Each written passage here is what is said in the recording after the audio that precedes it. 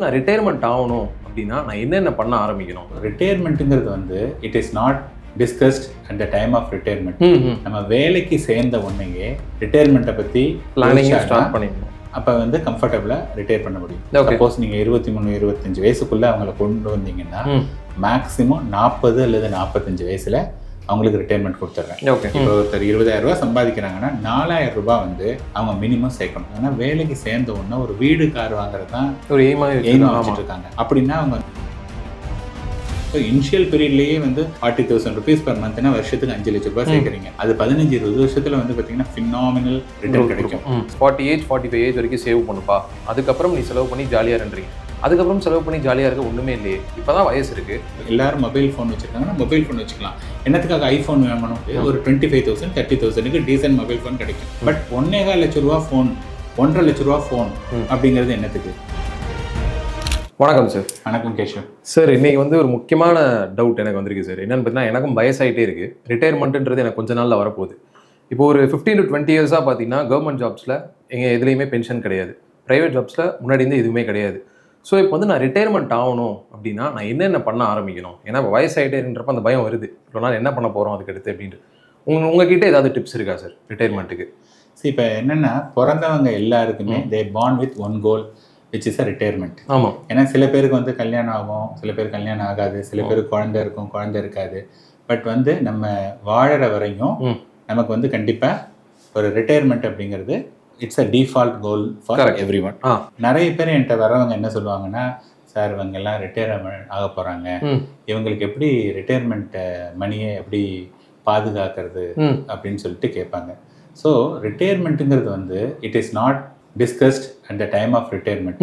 நம்ம வேலைக்கு சேர்ந்த உடனேயே ரிட்டையர்மெண்ட்டை பற்றி பிளானிங் ஸ்டார்ட் பண்ணிடணும். அப்போ வந்து கம்ஃபர்டபுளாக ரிட்டையர் பண்ண முடியும். இப்போ நான் என்ன சொல்லுவேன்னா, என்னுடைய கிளைண்ட்ஸ்டெல்லாம் வந்து நீங்கள் சப்போஸ் அவங்களுக்கு பசங்க இருக்காங்கன்னா அவங்கள்ட்ட சொல்லுவேன், உங்கள் பசங்க வேலைக்கு சேர்ந்த உடனே என்கிட்ட கொண்டு விடுங்க. சப்போஸ் நீங்கள் 23-25 வயசுக்குள்ளே அவங்கள கொண்டு வந்தீங்கன்னா மேக்ஸிமம் 40 அல்லது 45 வயசில் அவங்களுக்கு ரிட்டையர்மெண்ட் கொடுத்துட்றேன். இந்த இடத்துல ரிட்டையர்மெண்ட் அப்படின்னா என்னென்னா, ரிட்டையர்மெண்ட்டுங்கிறது இன்றைக்கி நான் மீட் பண்ணக்கூடிய நிறைய கிளையண்ட்ஸ் சொல்லக்கூடிய ஒரு வார்த்தை, சார் எனக்கு வந்து ஜாபில் வந்து பெருசாக இன்ட்ரெஸ்டிங் இல்லை, ரொம்ப போர் அடிக்குது. நான் உடனே கேட்பேன், அப்படின்னா ஏன் திருப்பி வேலை பார்க்குறீங்க? இல்லை, பட் இங்கே வந்து இட் இஸ் வெல் பெய்டு, இந்த பே வந்து எனக்கு வேறு இடத்துல கிடைக்காது, அதனால நான் வந்து அட்ஜஸ்ட் பண்ணி போயிட்டுருக்கேன். ஸோ இது வந்து பார்த்தீங்கன்னா after all it is one life to live. Correct. நீங்கள் இப்படியே பழகிட்டே இருந்தீங்கன்னா நாளைக்கு டெத் பெட்டில் வந்து ஃபுல் ஆஃப் ரிக்ரெட்ஸ் தான் இருக்கும். ஓகே. அண்டு முன்னாடி நம்ம ஆன்செஸ்டர் அல்லது என்னுடைய அப்பா அம்மா அவங்கெல்லாம் வந்து எப்படின்னு பார்த்தீங்கன்னா, அவங்க வந்து ஆஸ்பிரேஷன் வந்து பெருசாக கிடையாது. ஏதோ வேலைக்கு போகணும், ஓரளவுக்கு டீசெண்டாக இது பண்ணணும், ஒரு வீடு வாங்கணும், அப்படியே செட்டில் ஆகணும், இதுக்கு மேலே அவ்வளோவா கிடையாது. அண்டு வந்து ஒரு ஃபாரின் கண்ட்ரிக்கு போகணும், இன்னும் நிறைய விஷயங்களை எக்ஸ்ப்ளோர் பண்ணணும், அல்லது ஒரு பிஸ்னஸ் ஸ்டார்ட் பண்ணணும். அந்த மாதிரி ஆஸ்பிரேஷன் லெவல் வந்து ரொம்ப ரொம்ப கம்மி. அதுக்கு ஒன்னாவது ரீசன் வந்து பார்த்தீங்கன்னா இப்போ ஆப்பர்ச்சுனிட்டி இல்லை. நாட் பிளேமிங் அவங்கெல்லாம் ஆஸ்பிரேஷன் கிடையாதுன்னு சொல்லுங்க. அன்னைக்கு ஆஸ்பிரேஷன் கம்மி பிகாஸ் ஆப்பர்ச்சுனிட்டி கம்மி இல்லை. இன்னைக்கு வந்து பார்த்தீங்கன்னா ஆஸ்பிரேஷன் வந்து நிறைய இருக்கு யங்ஸ்டர்ஸுக்கு. ஸோ இப்போ வந்து என்னன்னா, ஒருத்தர் வேலைக்கு சேர்ந்த உடனேயும் அவங்க வந்து ஒரு 10 to 20% ஆஃப் த மணி, இப்போ ஒருத்தர் 20,000 ரூபா சம்பாதிக்கிறாங்கன்னா 4,000 ரூபாய் வந்து அவங்க மினிமம் சேர்க்கணும். ஓகே. நீங்கள் வந்து என்ன சார் 4,000 ரூபானா, நீங்கள் 20,000 ரூபா சம்பாதிக்கும் போது யாரோ ஒருத்தர் 16,000 ரூபாயும் சம்பாதிக்கிறாங்க இல்லையா? அப்போ அவங்க எப்படி ஃபேமிலி ரன் பண்ணுறாங்க? ஸோ நம்ம அப்படின்னு நினச்சிக்கிட்டு அந்த 20%ங்கிறத நீங்கள் சேர்த்துட்டு வந்தீங்கன்னா the next 20 இயர்ஸில் இருக்கக்கூடிய மணி வந்து that will take care of your living expenses. அப்போ வந்து உங்களுடைய ஒய்ஃபு வந்து எதுவுமே கேள்வி கேட்க மாட்டாங்க. நீங்கள் வந்து உங்களுக்கு என்ன பிடிச்சிருக்கோ அதை நீங்கள் பர்சியூ பண்ணலாம். ஓகே. அந்த 45 வயசுக்கு அப்புறமா நீங்கள் are not earning nothing, you are still earning. அது வந்து என்னென்னா, உங்களுக்கு பிடிச்ச ஒரு விஷயத்த பண்ணிட்டு ஏர்ன் பண்ணுறீங்க. ஸோ டெஃபினட்டாக வந்து இஃப் யூ ஸ்டார்ட் ஏர்லி, ஏன்னா power of compounding works when you start early. So டெஃபினட்டாக யாரெல்லாம் என்கிட்ட வராங்களோ அட்வைஸ் கேட்டுட்டு 25 வயசுக்குள்ளே வந்தாங்கன்னா 45 வயசு மேக்ஸிமம் நான் I can give a beautiful retirement life. சரி, இப்போ நீங்கள் அழகாக சொல்லிட்டீங்க ரிட்டையர்மெண்ட் பிளானிங்னா நம்ம ஏர்லி ஏஜ்லேருந்து ஸ்டார்ட் பண்ணலாம். ஓகே. இப்போ ஃபயர்னு ஒரு டேர்ம் யூஸ் பண்ணுறாங்க, financial independency and retire early அப்படின்னு சொல்லிட்டு. இது என்ன சார், இது என்ன கான்செப்ட் பேசிக்காக? ஃபயர்ங்கிறது பார்த்தீங்கன்னா ஃபினான்ஷியல் இண்டிபெண்டன்ஸ், ரிட்டையர் ஏர்லி, நீங்கள் கரெக்டாக சொல்லியிருக்கீங்க. இப்போ என்னென்னா, நிறைய பேர் வந்து they want to retire early. ஆமாம். ஸோ இப்போ you want to retire early அப்படின்னதுன்னா இனிஷியல் பீரியடில் நீங்கள் வந்து நிறைய சேர்க்கணும். ஓகே ஓகேயா? இப்போ நிறைய சேர்க்கணும் அப்படிங்கும்போது அடுத்த கொஸ்டின் உங்கள்ட்ட இருந்து என்ன வரும்னா, என்ன sir this is the young age, நான் எல்லாத்தையும் சேர்த்துட்டே இருந்தேன்னா ஓகே எனக்கு வந்து 20 years 25 yearsல நல்ல மணி இருக்கும், பட் அந்த டயத்தில் வந்து எனக்கு ஹெல்த் வந்து பர்மிட் பண்ணாது, நிறைய விஷயங்கள் என்னால் பண்ண முடியாது அப்படிங்கிற ஒரு விஷயம் இருக்கும். ஸோ இங்கே என்ன சொல்கிறோம் அப்படின்னா, ஃபயர் எப்போ நீங்கள் அச்சீவ் பண்ண முடியும்னா அந்த இனிஷியல் பீரியடில் நீங்கள் லோனில் மாட்டிக்க கூடாது. ஓகேங்களா? ஒரு காரோ வீடோ நீங்கள் வந்து வாங்க முடியாது. இப்போ யாரெல்லாம் ஃபயர் அச்சீவ் பண்ணாங்களோ அவங்க டெஃபினட்டாக அந்த இனிஷியல் பீரியடில் அவங்கள்ட்ட கார் கிடையாது, வீடு கிடையாது.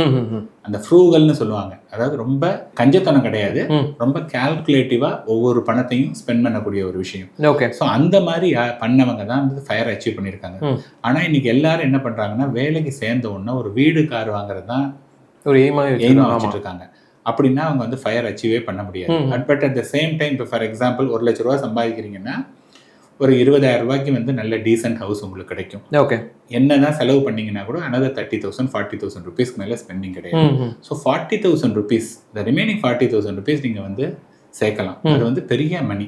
ஓகேங்களா? ஸோ இனிஷியல் பீரியட்லேயே வந்து 40,000 ருபீஸ் பர் மந்த்னா வருஷத்துக்கு 5 லட்ச ரூபாய் சேர்க்குறீங்க. அது 15-20 வருஷத்தில் வந்து பார்த்தீங்கன்னா ஃபினாமினல் ரிட்டர்ன் கிடைக்கும். ஸோ இந்த மாதிரி பண்ணும்போது நீங்கள் எதையுமே மிஸ் பண்ணலை. புரியுதுங்களா? நீங்க வந்து யங்ஸ்டர்ஸ் எல்லாம் என்ன பண்றாங்கன்னா, இந்த மாதிரி வீடு கார்ல மாட்டிட்டதுனால அவங்களுக்கு பணம் இல்லாதனால அவங்களால எதையும் என்ஜாய் பண்ண முடியாது.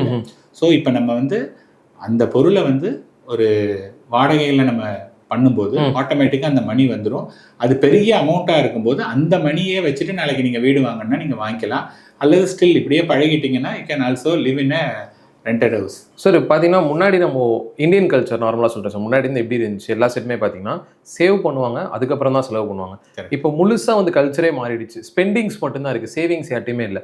ஏன் இல்லை அப்படின்ற மேஜரான கேள்வி யங்ஸ்டர்ஸை கேட்டால் அவங்க என்ன சொல்கிறாங்கன்னா, இப்போ நீங்கள் சொல்கிறீங்க வந்து ஒரு 40 ஏஜ் 45 ஏஜ் வரைக்கும் சேவ் பண்ணுப்பா, அதுக்கப்புறம் நீ செலவு பண்ணி ஜாலியாக இருன்றீங்க. அதுக்கப்புறம் செலவு பண்ணி ஜாலியாக இருக்க ஒன்றுமே இல்லையே, இப்போ தான் வயசு இருக்குது, இப்போ தான் நான் செலவு பண்ணி ஜாலியாக இருக்க முடியும், நான் அப்போ கொண்டு போய் சேவ் பண்ணிட்டு அப்போ நான் செலவழிச்சலாம்னு சொல்லிட்டு இப்போ ஃபுல்லாக நான் எப்படி சும்மாவே உட்காந்துருக்குதுன்னு கேட்குறாங்க. ஸோ வந்துட்டு ஒரு வழி சொல்லுங்கள் சார், அதாவது நான் வந்து ஜாலியாகவும் ஸ்பெண்ட் பண்ணணும், அதே மாதிரி நான் சேவும் பண்ணணும், இதுக்கு ஏதாவது ஒரு வழி இருக்கா? இப்போ வந்து பார்த்தீங்கன்னா ரீசெண்டாக டைம் மேகசினில் வந்து 3 இயர்ஸ்க்கு முன்னாடி கவர் ஸ்டோரி வந்திருக்கு. ஓகே. இன்னைக்கு பிறந்த குழந்தை 142 வயசு வரையும் வாழறதுக்கான ஆப்பர்ச்சுனிட்டி இருக்குது அப்படின்னு போட்டிருக்காங்க. ஓகே. ஓகேங்களா? ஸோ நாளைக்கு வந்து பார்த்தீங்கன்னா நிறைய விஷயங்கள், இப்போ ரீசெண்டாக நான் ஒருத்தரோட பேசிகிட்டு இருந்தேன், கேன்சருக்கு ரிசர்ச்சில் இது பண்ணியிருக்காங்களா, ஜஸ்ட் ஏதோ ஒரு இதை வந்து இன்ஜெக்ட் பண்ணி அந்த கேன்சர் இதையே அப்படியே அழிச்சிடுறாங்களாம். ஓகேங்களா? ஸோ இதெல்லாம் வந்து கேட்கறதுக்கு பிரமிப்பாக இருக்குது. But it is not come to லைவ்ல இன்னும் வரல, but already it is in test condition. So இந்த மாதிரி நிறைய அட்வான்ஸ்மெண்ட் இன் மெடிக்கலில் வரும்போது there is a high probability you can live longer. இப்போ நீங்கள் சொன்னீங்க இல்லையா, யங்ஸ்டர்ஸ் என்ன பண்ணுறாங்கன்னா, I want to enjoy 40-45 years. இப்போ என்ஜாய் பண்ணணும் அப்படின்னா 40-45 வயசில் வந்து நீங்கள் இந்த மாதிரி ஸ்பெண்ட் பண்ணீங்க அப்படின்னா அடுத்த 100 வருஷம் நீங்கள் வாழ போகிறீங்க. அப்போ எங்கே வந்து உங்களுக்கு பணம் இருக்கும்? பணமே இருக்காது. இப்போ நான் வந்து I am not against spending. ஓகேங்களா? அந்த ஸ்பெண்டிங் வந்து மைண்ட்ஃபுல்லாக ஸ்பெண்ட் பண்ணணும். இப்போ ஃபார் எக்ஸாம்பிள் உங்கள் ஃப்ரெண்டு, நீங்கள் வந்து ஒரு ட்ரிப்புக்கு போனால் போகலாம். எல்லாரும் மொபைல் ஃபோன் வச்சுருக்காங்கன்னா மொபைல் ஃபோன் வச்சுக்கலாம். என்னத்துக்காக ஐஃபோன் வாங்கணும்? இப்போ நார்மல் மொபைல் ஃபோன் வந்து ஒரு 25,000 30,000க்கு டீசன்ட் மொபைல் ஃபோன் கிடைக்கும். கரெக்டா? இது வந்து நார்மல். பட் 1.25 லட்ச ரூபா ஃபோன், 1.5 லட்ச ரூபா ஃபோன் அப்படிங்கிறது என்னத்துக்கு? கரெக்ட். இது வந்து தேவையில்லாத ஒரு விஷயம். இன்னொரு ஒரு விஷயம் வந்து பார்த்தீங்கன்னா, எடுத்த உடனேயே நான் வந்து ஒரு பெரிய ஃபாரின் கண்ட்ரி, தட் ஒரு யூரோப்பியன் டூர் அந்த மாதிரிலாம் இருந்ததுன்னா ஒரு 4-5 லட்ச ரூபா வரையும் ஒரு இண்டிவிஜுவலுக்கே வரும். ஓகேங்களா? ஸோ இதுக்கெல்லாம் வந்து இப்போ இம்மீடியட்டாகவே வந்து என்ஜாய் பண்ணணுங்கிற அவசியம் கிடையாது. நாளைக்கு வந்து பார்த்தீங்கன்னா நீங்கள் ஒரு கல்யாணம் ஆகி ஒரு குழந்தையோட பண்ணும்போது அந்த ஹாப்பினஸ் வந்து இன்னும் ரொம்ப சந்தோஷமாகவே இருக்கும். நீங்கள் இண்டிவிஜுவலாக போயிட்டு வந்ததை விட நாளைக்கு வந்து ஒரு ஃபேமிலியோடு போகும்போது அந்த ஹாப்பினஸ் வந்து டோட்டலி டிஃப்ரெண்ட். ஸோ இதுக்கெல்லாம் கொஞ்சம் மணியை சேர்த்து வச்சுட்டு, நான் உங்களுக்கு 60 வயசு கழிச்சு நான் என்ஜாய் பண்ண சொல்லுவேன்.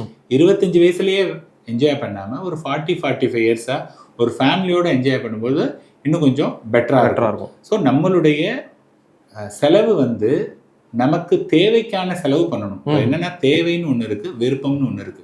தேவைக்கு வந்து அளவு இருக்கு, விருப்பத்துக்கு அளவே கிடையாது.